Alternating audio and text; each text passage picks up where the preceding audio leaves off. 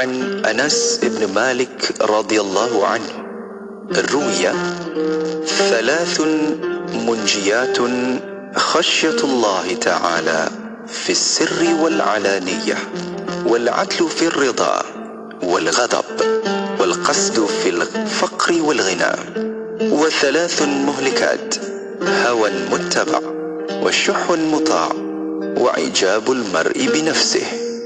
Maksudnya, 3 perkara yang menyelamatkan: takut kepada Allah Ta'ala, sama ada dalam sembunyi atau terang-terangan, adil ketika reda dan marah, dan berjimat cermat ketika miskin dan kaya.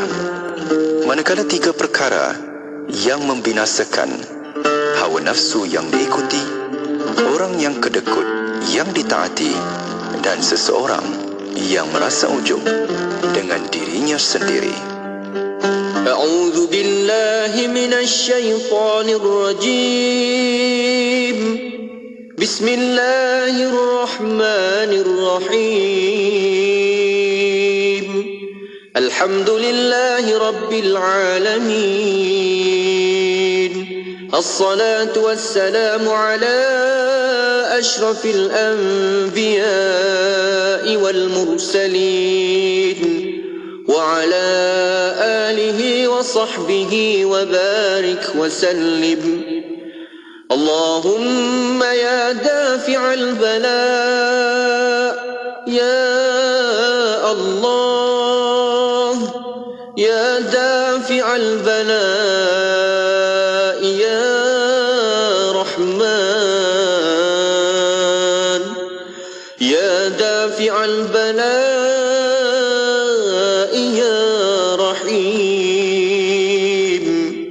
ادفع عنا كل بلاء الدنيا وبلاء الآخرة، وشر الدنيا وشر الآخرة، ومن عدو من الإنس والجن ومن الشيطان وإبليس، وما يطير في الهواء وما ينزل من السماء وما يخرج من الأرض برحمتك يا أرحم الراحمين. وصلى الله على سيدنا محمد وعلى آله وأصحابه أجمعين، والحمد لله رب العالمين. بسم الله الرحمن الرحيم. لا حول ولا قوة إلا بالله. لا حول ولا قوة إلا بالله. لا حول ولا قوة إلا بالله. لا حول ولا قوة إلا بالله. لا حول ولا قوة إلا بالله. لا حول ولا قوة إلا بالله. لا حول ولا قوة إلا بالله. لا حول ولا قوة إلا بالله. لا حول ولا قوة إلا بالله. لا حول ولا قوة إلا بالله. لا حول ولا قوة إلا بالله. لا حول ولا قوة إلا بالله. لا حول ولا قوة إلا بالله.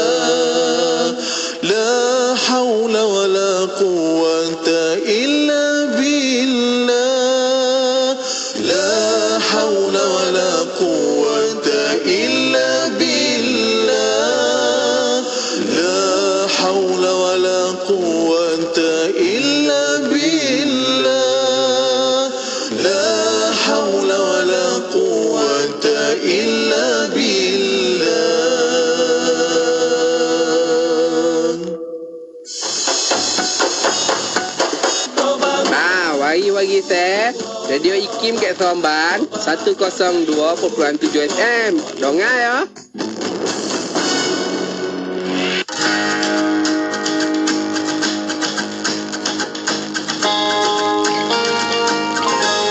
A world so lost, a world in pain, a world in need as mercy came.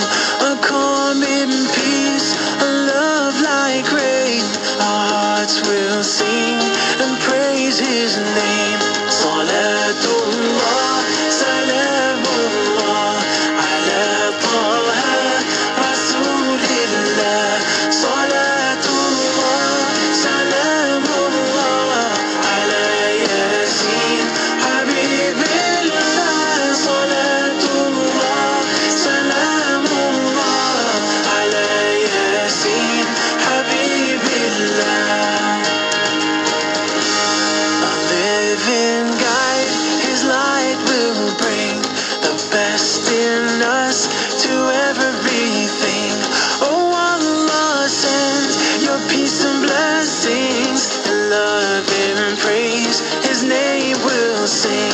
Salatullah, salamullah, ala Taha, Rasulillah. Salatullah, salamullah, ala Yasin, Habibillah. Salatullah, salamullah, ala Yasin, Habibillah. إلهي سلم الأمة من الآفات والنقمة ومن هم ومن أمة. استجب دعانا يا الله. إلهي نجنا واكشف جميع أذية واصرف مكائد العدا والكفر. استجب دعانا يا الله.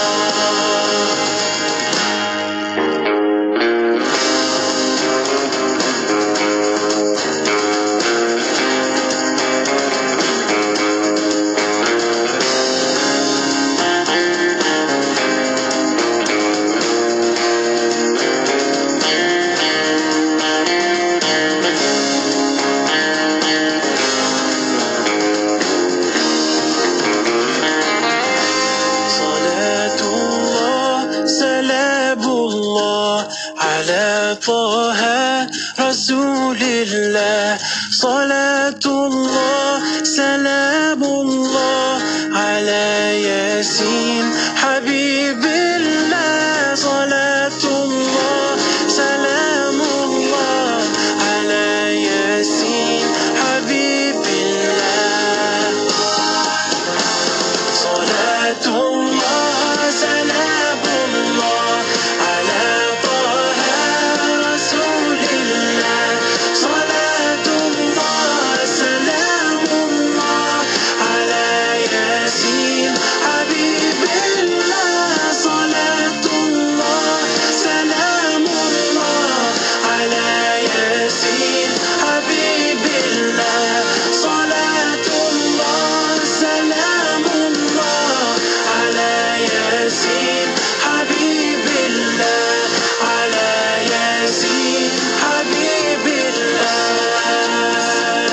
As-salatu wassalam, as-salatu wassalam. Hiburan mendidik jiwa. Hanya yang terbaik di IKIM.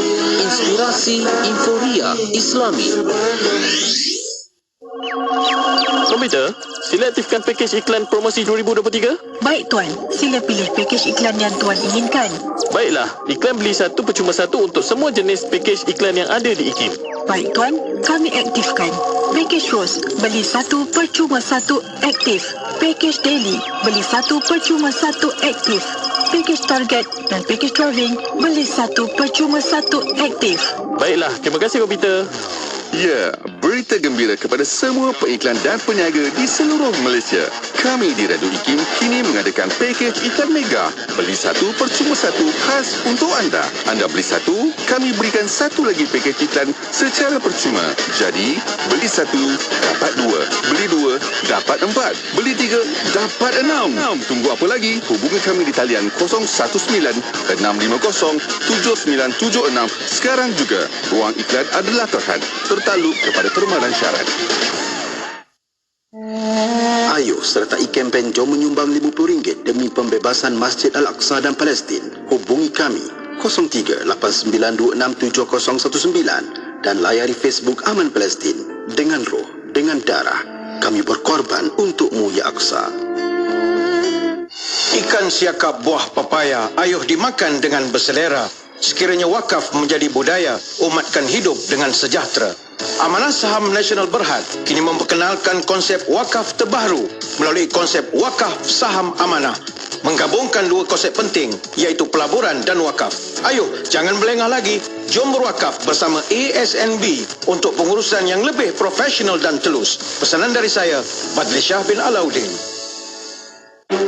Perpustakaan Universiti Kebangsaan Malaysia dengan kerjasama Institut Kefahaman Islam Malaysia IKIM akan menganjurkan syarahan Tun Ahmad Sarji siri kedua pada 16 November 2023 pukul 10 pagi bertempat di Anjung Pro Chancellor Tun Ahmad Sarji, Perpustakaan Tun Sri Lanang UKM. Syarahan akan disampaikan oleh Yang Berbahagia Datuk Wan Muhammad bin Datuk Sheikh Abdul Aziz, Timbalan Pengerusi IKIM.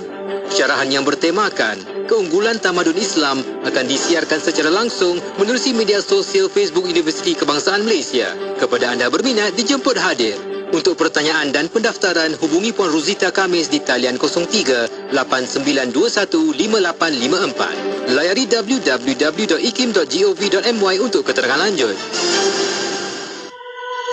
Radio IKIM memberi anda motivasi terbaik di waktu pagi bersama Luke dan Pian di Warna Pagi IKIM. Ini begitu sentiasa berkembang dan bercambah. Okey. Jadi orang ada orang sebegini. Okey, maknanya ada sebahagian orang ni dia akan seronok bekerja di satu tempat apabila diberi kebebasan cara nak dilakukan. Nah, bagaimana nak laksanakan kerja tersebut? Nah, bila sebut autonomi dan kebebasan ini tidak bermakna ikut suka dia nak datang pukul berapa pun. Bukan begitu. Setiap Isnin hingga Jumaat 6 hingga 10 pagi diiringi dengan lagu-lagu nasyid terbaik di Malaysia. Muhammad ataita bisalam wal huda Muhammad habib sinar matamu bagai sang surya oh Fatimah damai hatimu ilham Terus setia bersama inspirasi yang Islami. Nak dengar rancangan santapan jiwa untuk kehidupan? Semuanya ada di IKIM. Inspirasi Inforia Islami.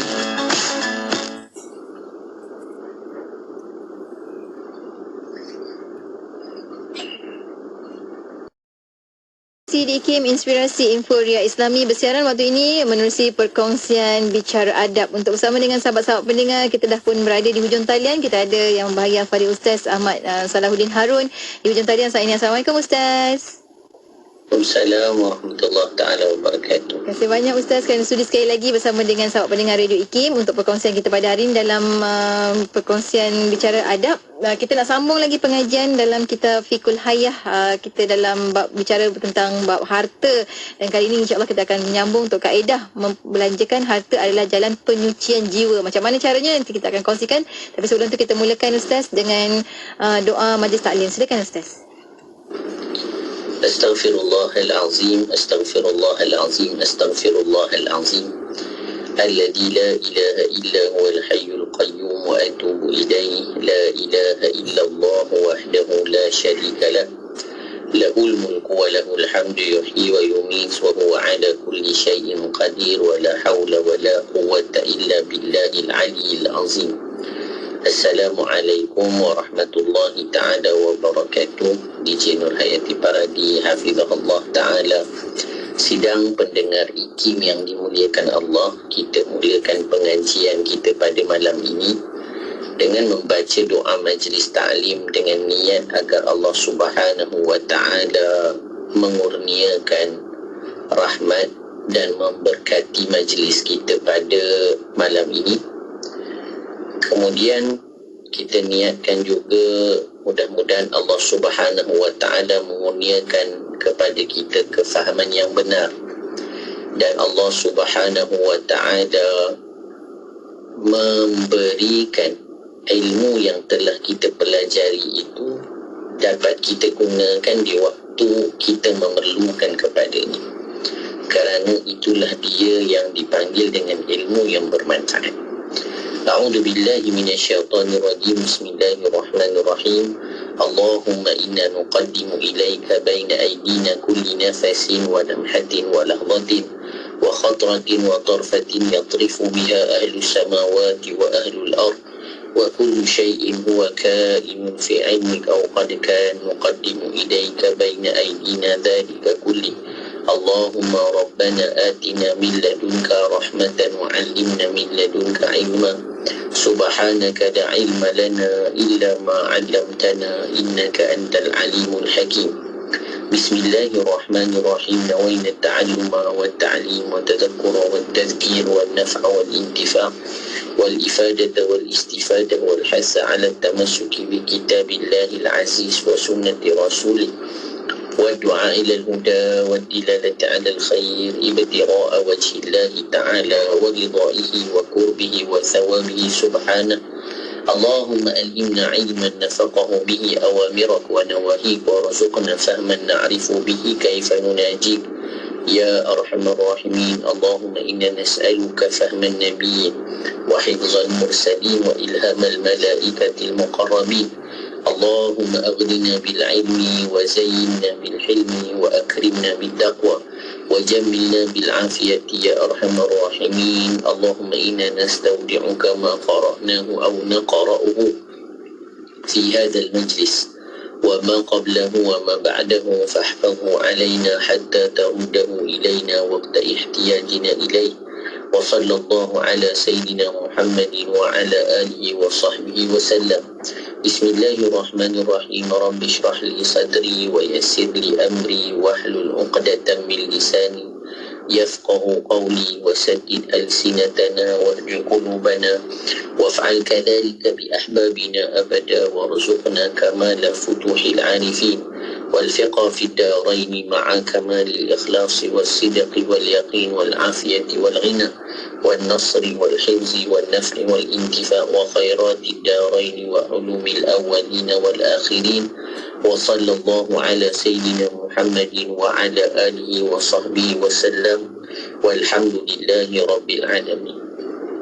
الحمد لله والصلاة والسلام على سيدنا رسول الله وعلى آله وصحبه ومن والاه أما بعد. Alhamdulillah, puji dan syukur kita panjatkan kehadrat Allah Subhanahu wa Ta'ala dengan izin dan inayah daripada Allah Subhanahu wa Ta'ala. Allah Subhanahu wa Ta'ala memilih kita lagi untuk berada di dalam majlis yang disebut oleh junjungan besar baginda Rasulullah sallallahu alaihi wasallam bahagian daripada taman-taman syurganya Allah. Itulah dia majlis ilmu.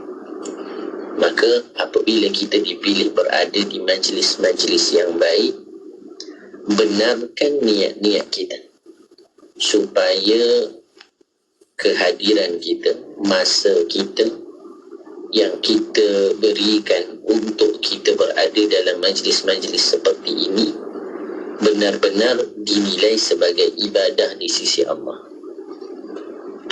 Pada malam ini kita sambung lagi perbahasan kita berkaitan dengan satu tajuk ataupun satu bab yang mana tidak boleh lari daripada diri kita.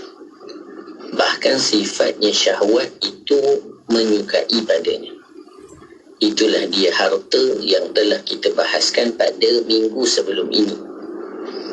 Dan telah kita sebutkan bahawasanya manusia ini mencintai yang pertama harta, yang kedua tahta, yang ketiga wanita.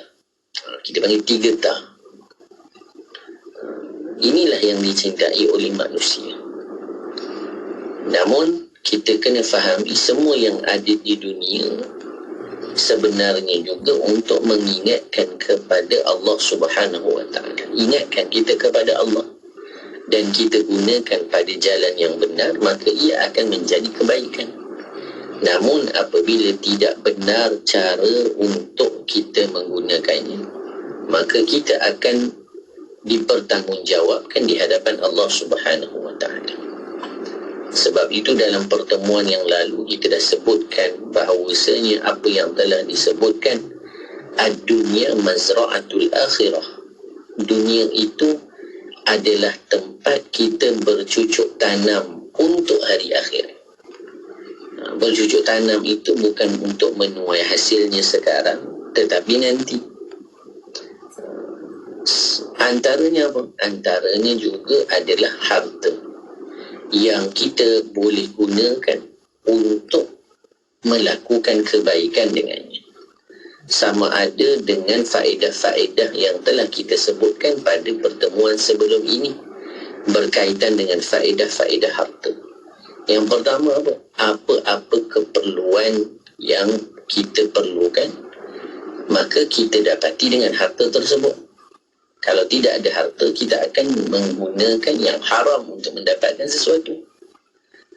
Ketika kita gunakan daripada sumber yang halal, maka diberi pahala padanya.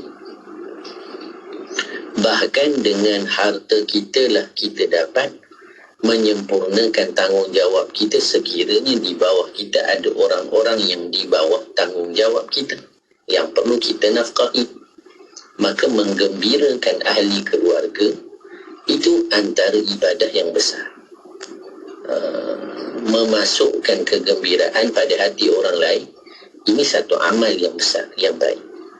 Allahumma salli ala sayyidina Muhammadin wa ala alihi wa sahbihi wa barik wa sallim. Dan kita sebutkan juga dalam penggunaan harta dapat kita gunakan untuk kita bersedekah kepada fakir miskin dan kepada orang yang memerlukan. Baik, pada pertemuan malam ini kita masuk ke halaman 36 dalam perbahasan bab harta. Maka kita lihat apa yang disebutkan oleh penulis hafizahullah ta'ala. Kaedah membelanjakan harta adalah jalan penyucian jiwa. Apa yang disebutkan? Apabila kita belanjakan harta, maka itu jalan kepada kita membersihkan hati. Oh, macam mana tu? Kita keluarkan harta, hati kita jadi bersih. Ini satu perkara yang kalau kita tengok secara zahir tak adalah munasabahnya. Kalau cuci baju jadi bersih, betul kan? Sebab baju tu dicuci. Namun kalaulah dikatakan bila keluarkan harta hati jadi bersih, ini perlu pada penjelasan. Inilah yang akan disebutkan oleh penulis. Baik, harta duniawi mampu mempengaruhi jiwa insan. Maksudnya apa? Harta dunia boleh pengaruhi bagaimana rohani kita, lalu memberi kesan ketamakan yang luar biasa sehingga meruntuhkan ketinggian dirinya, lalu dia mengejar kesementaraan dunia untuk mengekalkannya, lalu dia meninggalkan dunia tersebut. Ini kita sebut dalam pertemuan yang awal dulu. Apa dia? Ketika mana kita hidup, kita cuba memperbanyakkan sesuatu untuk kekal dengan kita. Kumpul. Kemudian apa yang berlaku? Sedangkan kita tidak kekal untuknya. Dah siap kumpul, kita sakit, kita meninggal. Maka untuk siapa harta yang banyak-banyak ni? Maka kita perlu fahami harta kita bukanlah pada apa yang banyak telah kita kumpulkan, tetapi apa yang telah banyak kita infakkan. Ini kefahaman yang kita kena bawa. Maka disebutkan apa? Oleh itu sedekah yang dikeluarkan adalah suatu rawatan kepada penyakit kedekut. Bila mana kita sudah ada harta, menjadi satu yang sudah kita sebut kelaziman. Penyakit yang akan dihinggapi oleh orang-orang yang punya harta adalah cintakan hartanya. Kita bila makin banyak harta, sebenarnya makin susah untuk kita keluarkan harta. Makin sayang. Orang kalau dia sikit harta, dia senang keluarkan. Tapi penyakit ini penyakit yang memang datang daripada godaan syaitan. Harta ni penat-penat kita yang tak tidur malam, kita yang buat OT, kita yang berjual, kita yang bangun sebelum subuh, tiba-tiba nak bagi ke orang. Itu memang akan datang penyakit-penyakit sedemikian. Apabila tidak memahami konsep infak, semakin dikeluarkan semakin banyak. Apabila kita tidak fahami kesemua yang ada di dunia, bahkan diri kita sebenarnya milik Allah. Apabila kita tidak fahami konsep beribadah itu bukan hanya pada solat, puasa, zakat. Ibadah itu bukan hanya pada perkara-perkara tersebut. Tetapi bila kita keluarkan harta ke jalan yang diredai Allah, maka itu adalah ibadah. Bahkan pekerjaan kita sendiri jadi ibadah dengan niat yang betul. Maka apa kata penulis? Oleh itu sedekah yang dikeluarkan adalah suatu rawatan untuk penyakit kedekut. Maka sebab itu ketika ditanya, bila waktu paling baik untuk bersedekah? Kalau kita baca dulu dalam kitab adab, kita pernah sebut bila waktu paling baik untuk seseorang sedekah. Bukan siang, bukan malam.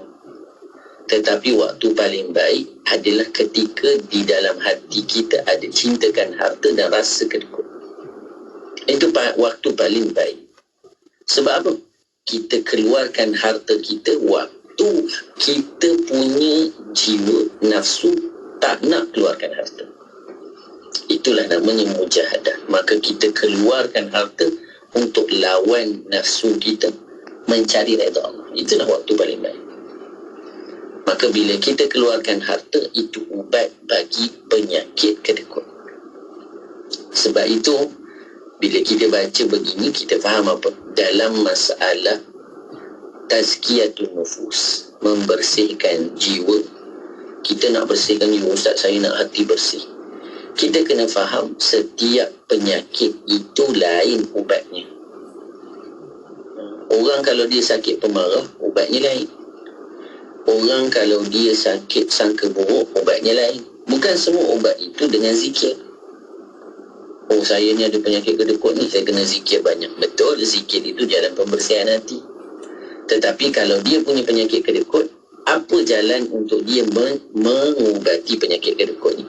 Pertama, ketika dia dalam keadaan kedekut, dia kena banyak sedekah.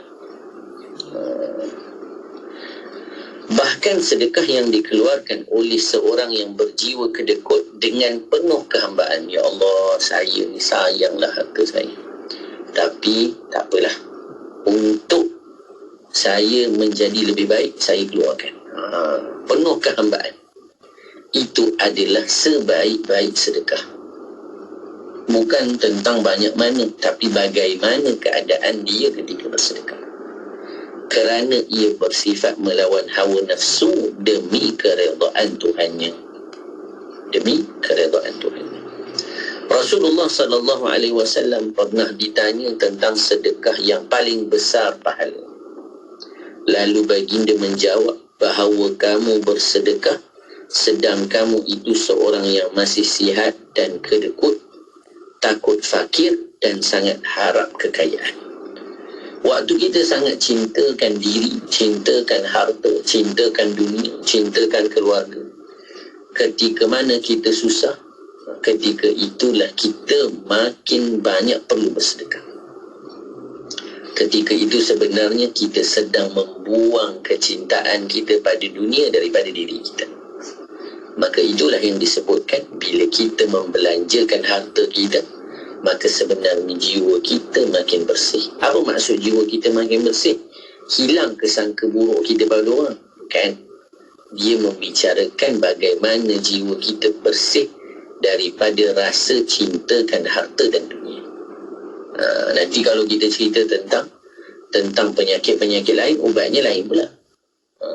Contohnya orang kalau dia bersifat pemarah, maka dalam kitab Penawar Bagi Hati, Syekh Abdul Qadir Mandili kata bagaimana dia boleh mengubat penyakitnya itu dengan dua cara, ilmu dan juga amal.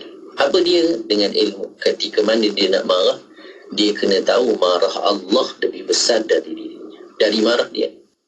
Namun ketika dia melakukan salah, Allah menangguhkan kemarahannya. Maka kenapa kalau orang buat salah, dia nak marah beria sangat?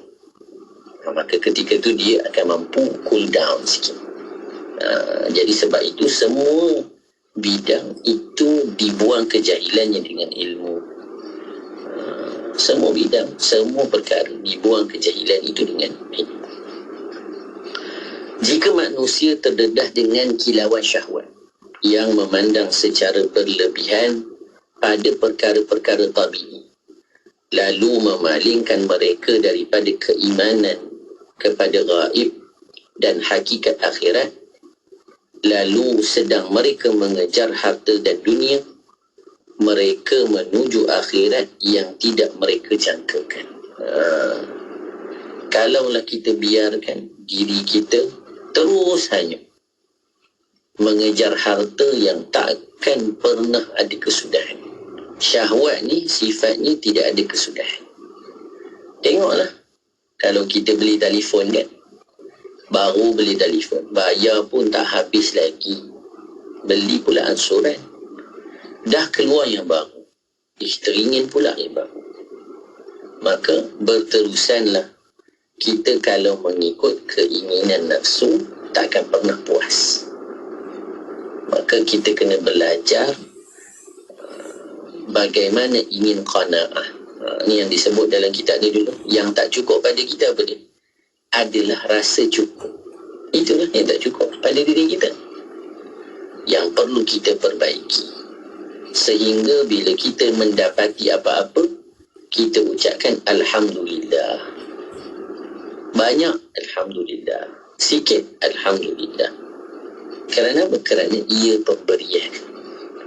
Pemberian daripada orang ni, boleh ke kita argue ataupun kalau orang bagi kita, boleh kita argue ke sikit banyak? Tak boleh. Nama pun pemberian. Apalagi daripada Allah yang telah menciptakan kita. Penciptaan kita sahaja sudah banyak yang perlu kita syukuri. Apalagi kalau kita diberikan daripada Allah. Banyak atau tidak, bukan sesuatu yang kita boleh persoalkan.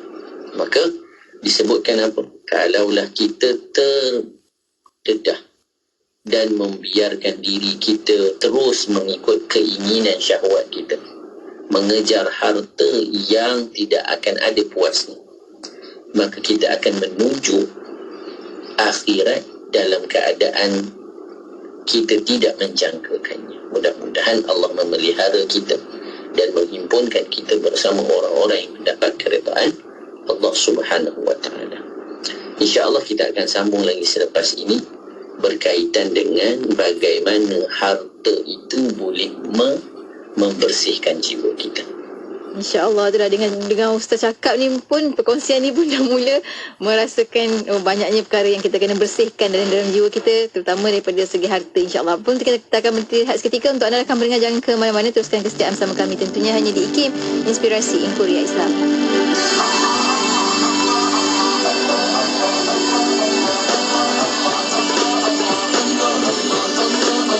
Ya Rasulullah,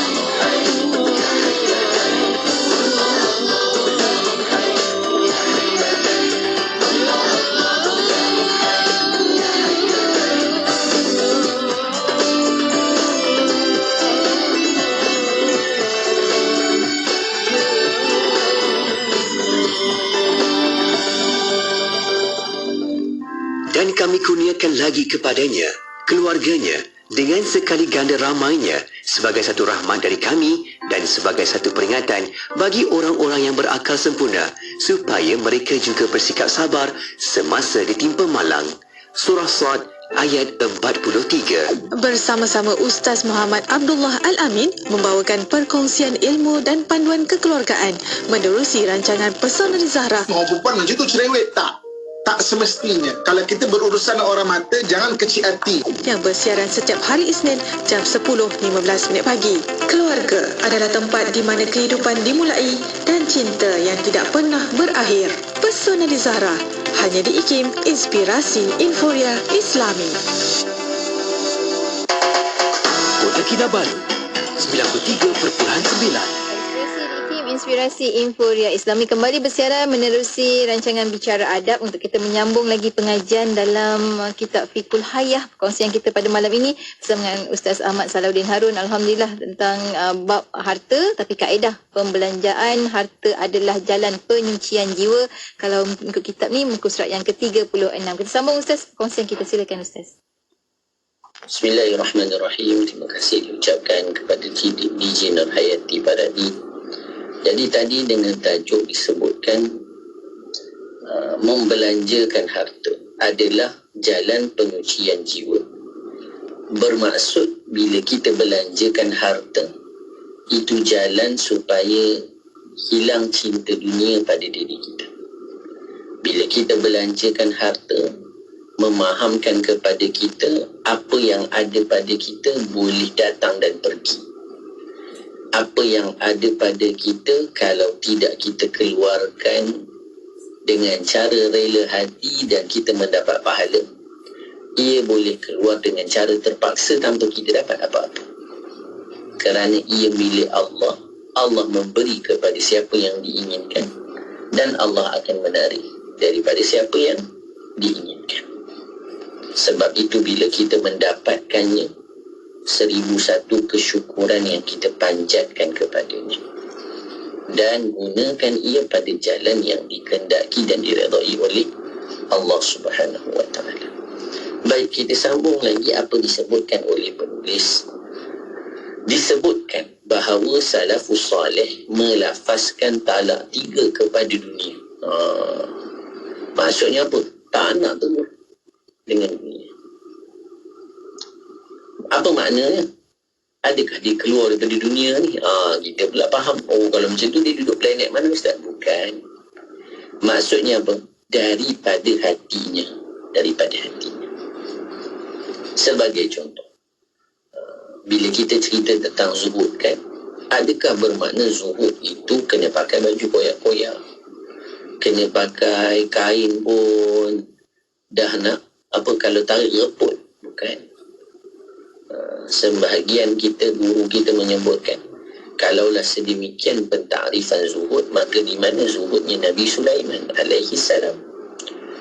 Istananya, kerajaannya, bukannya sedikit, tenteranya. Namun apa maknanya? Maknanya tidak ada sekelumit pun cintakan dunia ini pada dirinya. Maka para salafus salih, mereka itu berinteraksi dengan apa yang ada di dunia itu sama keadaannya bila ada dan tiada. Bila ada harta, ya belanjakan pada jalan yang Allah ridha. Bila tak ada, maka sabari, syukuri. Baginda Nabi menunjukkan contoh yang paling baik untuk kita pelajari. Bila mana Nabi SAW datang ke rumah Sayyidatuna Aisyah, tanya ada makan ke hari ini? Tak ada ya Rasulullah. Nabi tak tanya kenapa tak masak, pasal apa tak. Nabi kata tak apalah kalau macam tu puasa. Kemudian kalaulah ada, bila didatangi ada apa? Ada segelas susu, maka Nabi minum. Dan Nabi bersyukur. Tak cukup dengan itu, ada kalanya bila bersama sahabat, ada dari kalangan sahabat yang memberikan hadiah susu kepada Nabi untuk Nabi dan juga keluarga. Nabi panggil sahabat-sahabat lain minum sekali. Tak pernahlah rasakan tidak cukup, tak Tak pernahlah rasa orang bagi kita kena kongsi, ni pun untuk kita tak cukup. Tak, kerana yakin dengan Allah Subhanahu Wa Taala. Ini yang perlu kita pelajari. Yang mencukupkan itu adalah Allah, yang memberikan segalanya adalah Allah. Maka disebutkan salafus salih mereka mentalak 3 kepada dunia daripada hatinya. Walaupun talak 1 sudah memadai, 1 pun dah maksudnya sama je. Kan orang kalau dia berpisah dengan pasangannya dengan talak 1, dah kira pisah dah. Hukumnya sama dengan yang berpisah dengan talak 3. Sama je. Tapi nak cerita kalau 3 ni dahsyat. Tak nak, maksudnya apa? Tak ada rujuk dah. 3 ni tak ada rujuk dah. Tak ada penyesalan, tak ada apa, tak ada. Apa maksudnya? Ia agar nafsu tidak mempunyai ruang untuk beriringan semula kembali kepada dunia. Inilah ahwalnya orang-orang salih. Sebab itu, kalau kita membaca kisah orang salih, bahkan para sahabat, contoh kita ambil para sahabat. Ada orang dia kata, bolehlah Ustaz, seronoklah para sahabat. Mereka tu masuk syurga sebab mereka jumpa Nabi. Benar, kemuliaan Allah berikan kepada mereka bertemu dengan baginda Nabi. Namun ketika kita mendengar tentang kisah-kisah mereka, kisah-kisah para sahabat, bila kita dengar Nabi kata ni masuk syurga, ni masuk syurga. Bahkan kalau kita baca dalam kisah peperangan mereka, mereka masuk syurga. Sebagai contoh dalam peperangan Uhud, Nabi kata, dakhaltul barihat, semalam aku masuk ke syurga. Aku dapati Sayyidina Hamzah bersama dengan sahabat-sahabatnya. Oh, mereka dah macam tu dah keadaan mereka. Benar. Namun kita kena tahu mereka itu masuk syurga bukan dengan makan tidur. Bukan gratis. Tapi dengan apa yang telah mereka korbankan. Bukan sahaja harta, tetapi jiwa dan diri mereka untuk agama. Maka hari ini, daripada apa yang kita pelajari, kita ingin mengambil sekelumit dari semangat mereka. Mungkinlah diri kita ni tak ada lagi, tetapi usahakan daripada harta kita, berikan untuk agama, untuk bersihkan jiwa kita. Dengan apa? Dengan membelanjakan harta kita ke jalan yang benar. Dan tidak kita mencintai harta, melainkan kita ingin mengeluarkan pada tempat yang Allah ridha. Baik, manakan tidak, dunia tidak setia kepada kita. Ni dia penjelasan daripada penulis. Kenapa orang-orang soleh mereka tinggalkan terus dunia? Apa disebutkan? Manakan tidak, dunia tidak setia kepada kita. Kita ni kalau tak setia ni paling pantang lah. Kalau tengok cerita Melayu, you buat apa semua boleh, tapi jangan tipu, jangan tipu I, jangan tak setia. Itu kira dosa besar lah, kalau cerita Melayu kan. Jadi tengok, dunia tak setia, tapi kita kejar. Dunia kita dah sebut dalam sebelum ni, dunia semuanya diceritakan keburukan, kita kejar. Ketika kita sibuk mengejarnya, tengok, ketika kita sibuk mengejarnya, dia tidak mengikut kita sehingga ke alam kubur. Penat-penat kita kejar, kita dapat, dia tak nak ikut pula. Tinggal pula, bukan tinggal tepi kubur. Kita meninggal terus tak ikut kita. Meninggal je terus tak ikut. Punyalah tak setia. Harta, amal dan keluarga mengiringi kita ke kubur. Bahkan harta sebenarnya ke kubur pun tak pergi. Tetapi selain amal, semuanya akan meninggalkan kita bersendirian di alam barzakh, kecuali amal. Maka kalau kita pernah menghadiri daurah wasiat, kita pernah sebutkan Al-Imam Hasan Al-Basri kata, siapa yang paling teruk kepada mayit, orang yang meninggal? Kata Al-Imam Hasan Al-Basri, ahli keluarga. Kenapa? ketika mana dia meninggalnya ahli keluarga, dia menangis-nangis. Nangilah, teriak sedih. Kemudian hartanya diambil. Ialah hak pusaka kan. Hartanya diambil, hutangnya tidak dilunaskan. Inilah orang yang paling menyakiti orang yang sudah meninggal. Harta dah ambil dah semua. Hutang yang sepatutnya dijelaskan, dia tidak menjelaskannya. Ini orang yang paling jahat, kata Al-Imam Hasan Al-Basri, kepada orang yang sudah meninggal. Kenapa? Kerana harta. Apakah bentuk amalan kita di dunia yang akan menjadi peneman kita di sana? Ini persoalan yang didatangkan oleh penulis.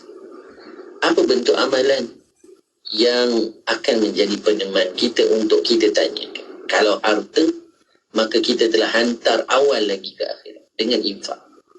Namun untuk dibawa, tidak akan boleh. Maka disebutkan oleh itu, apa yang perlu dilakukan ialah bersedia untuk hari kemudian. Bila kita mengetahui hakikat dan realiti kehidupan dan harta, maka yang perlu kita lakukan apa dia? Bersedia untuk hari bertemu dengan Allah.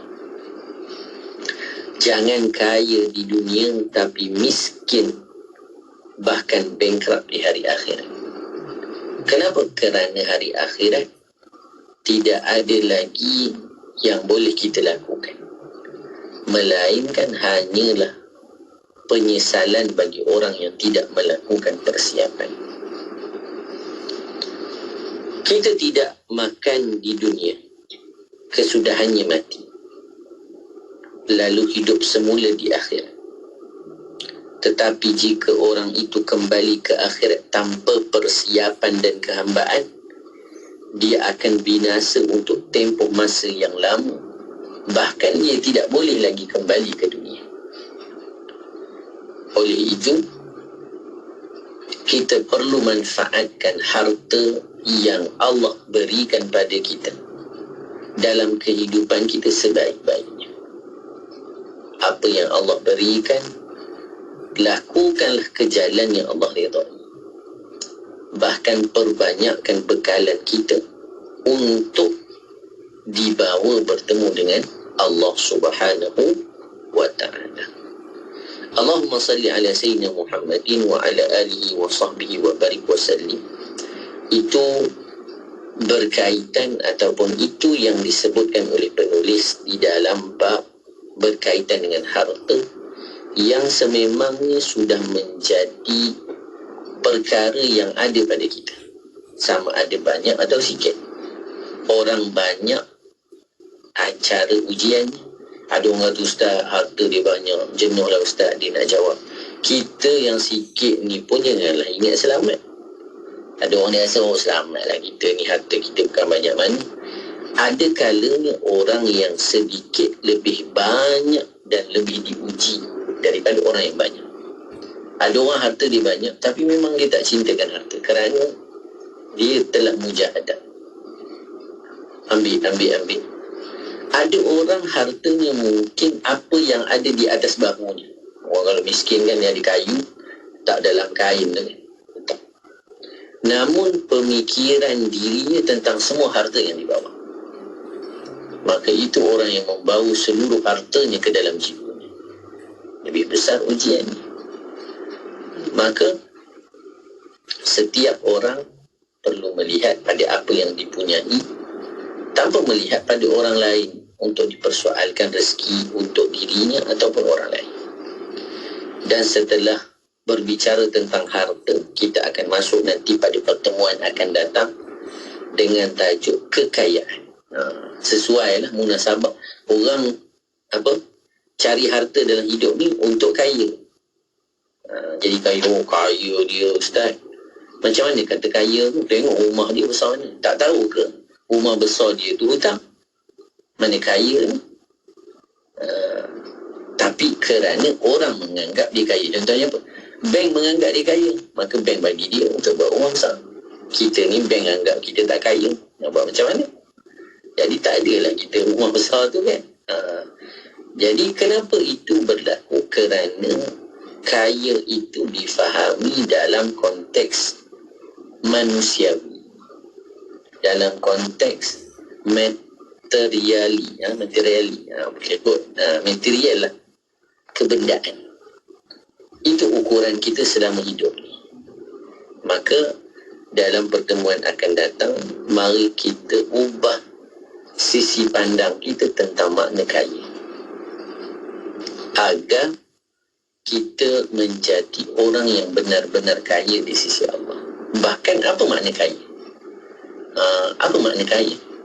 Kerana apa? Kerana sifat maha kaya ini sifat Allah. Allah maha kaya. Jadi macam mana kita boleh mengatakan Allah maha kaya? Nanti kita akan sebutkan pada pertemuan akan datang, insya-Allah. InsyaAllah. Ni muhasabah pada malam hari. Apa yang kita ada semua tu akan dihisap. Dan tak semestinya orang yang tak berapa banyak harta, hisapnya sedikit sahaja. Tu kena faham tu kan. Lagi kesian dekat dunia tak apa nak senang, ke akhirat lagi tak senang. Allah. Terima kasih banyak Ustaz untuk perkongsian pada hari ini. InsyaAllah seperti mana yang Ustaz nyatakan tadi, minggu depan kita akan sambung untuk bab kekayaan. Dinantikan pertemuannya pada minggu hadapan. Sekali lagi terima kasih banyak Ustaz untuk pertemuan kali ini. Assalamualaikum Ustaz. Waalaikumsalam warahmatullahi ta'ala wabarakatuh. Dan untuk anda sahabat dengar, teruskan kesetiaan bersama kami tentunya hanya di IKIM Inspirasi Inforia Islam. Ayyul hadi bi ajmal dhikra sallu ma'ana ya fa huwa ibadi yawmal ma'adi nabi